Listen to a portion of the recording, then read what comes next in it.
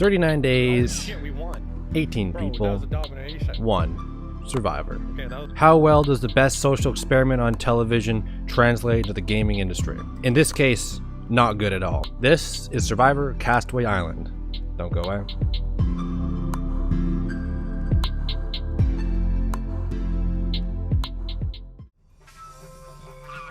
So for those of you who don't know, Survivor is a TV show that debuted in the year 2000, basically taking anywhere from 16, 18, or 20 people, throwing them on an island, and then voting each other out one by one until only one remains. Through the course of the game, there is social dramas, just set it forward and try. Wait.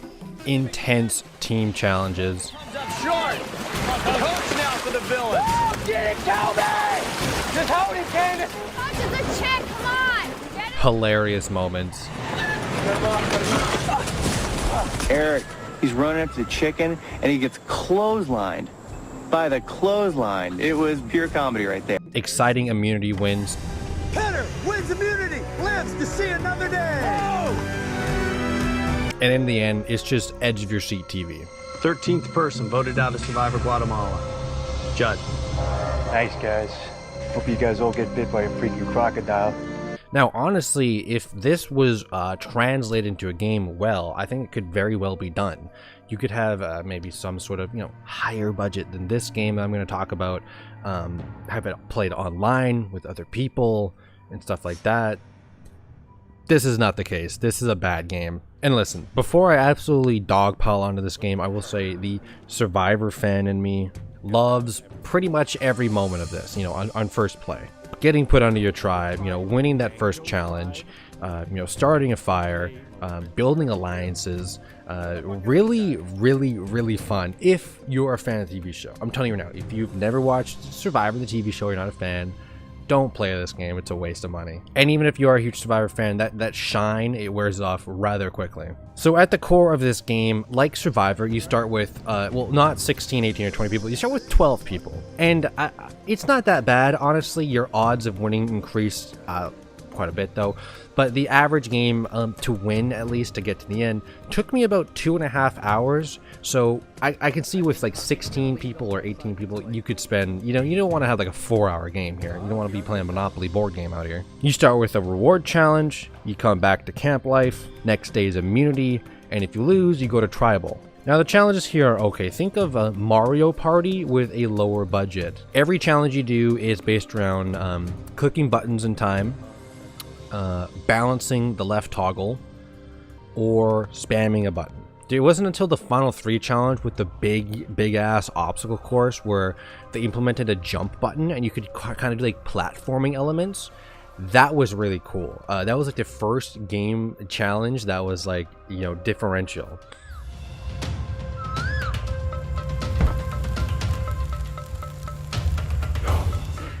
Now, camp life here in between challenges is very important. This is where you build alliances. This is where you figure out who you want to vote out next, and you want to get the target off your back. And in the game here, it's much more like very old school Survivor. It's a lot about the survival. You see, you have an actual HP bar in this game. Now, it doesn't look like your average HP bar because it's hiding behind what they call the energy bar. But if this reaches 0, you have like a 50-50 chance to get medevaced, and if it happens twice in the same game, you're guaranteed to get medevaced. So it is very important to keep this bar above 0. You gain energy from winning reward challenges, sleep. Every time the day changes over, you gain anywhere from 10 to 30. It's basically RNG, I swear. But that's about it. You lose energy during every challenge. You lose 7 energy. And if you don't have a fire when you go to sleep, but also you lose energy on every activity you do.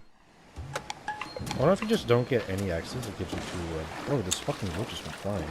But it's also mandatory to do these activities.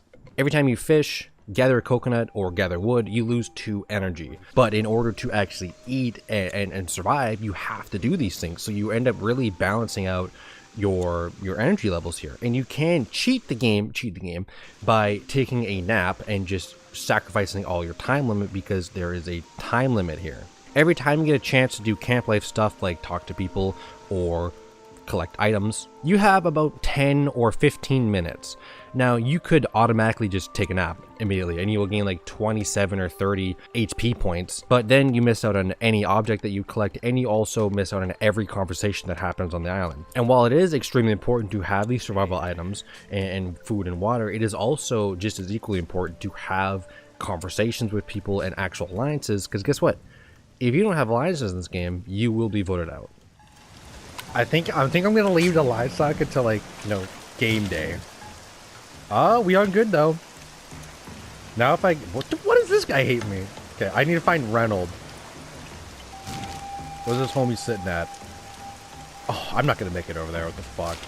Just gonna sprint. So this is really like a survival management system. And another important thing you can do in this short time window you have is, if you have time, if you want to spare that time, you can look for the immunity idol, which is if you don't win the challenge and you feel like you're getting voted out, you could play the immunity idol. All votes against you will be null and void. Here's the thing though, it's actually hidden pretty well. It is a pretty decently sized map, and I found it twice. It's either around a tree or on the ground somewhere. But here's the thing, it's like a red color, and there's also red crabs everywhere on this island. So if you think you're survivor expert and you're gonna come in and like find an idol right away, it's actually pretty hard.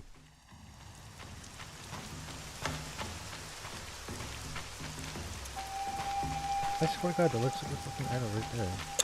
Oh my God! Holy shit! No fucking way! I literally like saw some random ass red thing in the corner.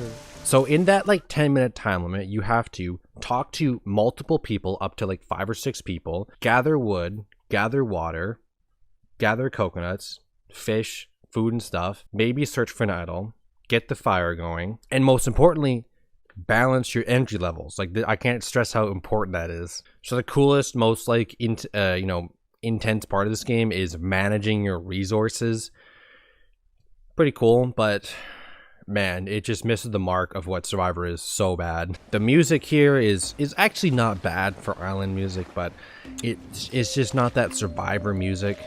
The island is cool on first playthrough. When you unlock the second season, I was like, no way, it's got to be a new map. Nope, it's the same island every time. The whole game just screams low budget, so bad.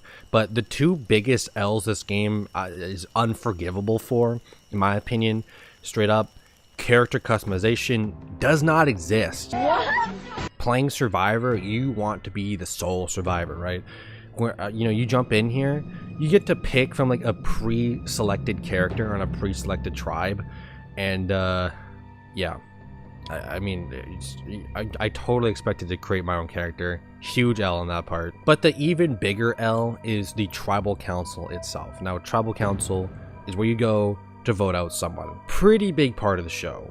Here, I mean, this is, you show up to tribal here, everyone sits down, and it's like everyone's ready to vote, and then you just click who you want to vote for, and it just reads them out.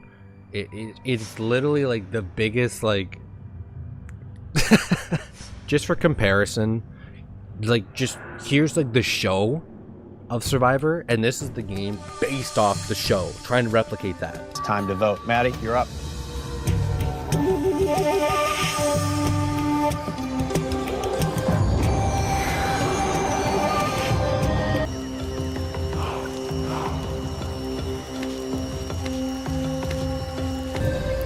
I'm voting you, Susie, because Payback's a bitch. Voting Randy out. 7th person voted out and the first member of our jury. Sarah.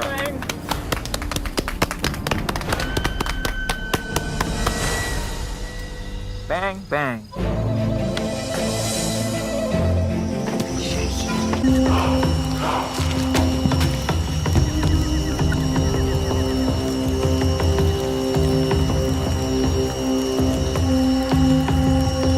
That sucked. So overall, I mean, in my honest opinion, if you loved Survivor and you see this game on sale, you will get a kick out of it. Winning challenges, being on that tribe. So in my honest opinion, this game has some bad, it has some good, it has some in between. Like, conversations with people is so 50-50. It's basically like You know Sims, where you talk to people and it gives you like a green smiley face or a red frowny face? That's kind of what it is here, and that's what you build your alliances off of.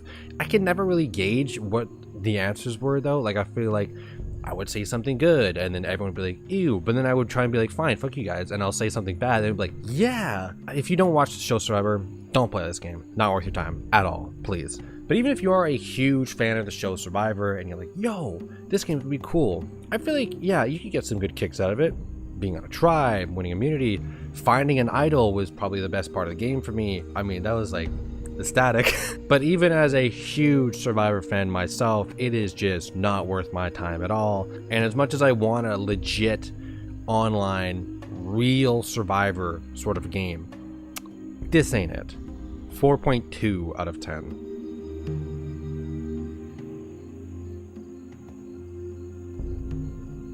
So that's it. Survivor Castaway Island is down. I was actually kind of excited for this game. Immediately after I finished Assassin's Creed Unity, I went on to play this game. And yeah, I spent like, maybe 10 hours on this game. There's just so much wrong with this game. Like, something I forgot to mention, I should just say right now. The characters that you can play as in this game, when you go from Season 1 to Season 2, it's the same models, like same model characters, but just different names. And there's no difference between Season 1 to Season 2. I don't understand. One day, I will have on my channel Survivor the game review, and it'll be like a really good one eventually. And I'll come back and clip this, and I'll be like, I knew I was there since day one. But for now, I'm your host, Stay Put Entertainment. Hope you enjoy this review. Peace out. Oh shit.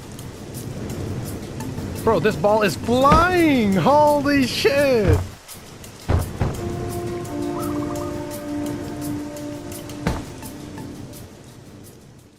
What is up? I know what you're thinking. You're only here for the bonus Easter egg soundtrack I put in at the end of every video. But did you also know I have a donation page under Buy Me a Coffee? Donate whatever you want to my channel and I'll put half of that back to an environmental charity. So that's that. Enjoy the music. Peace out.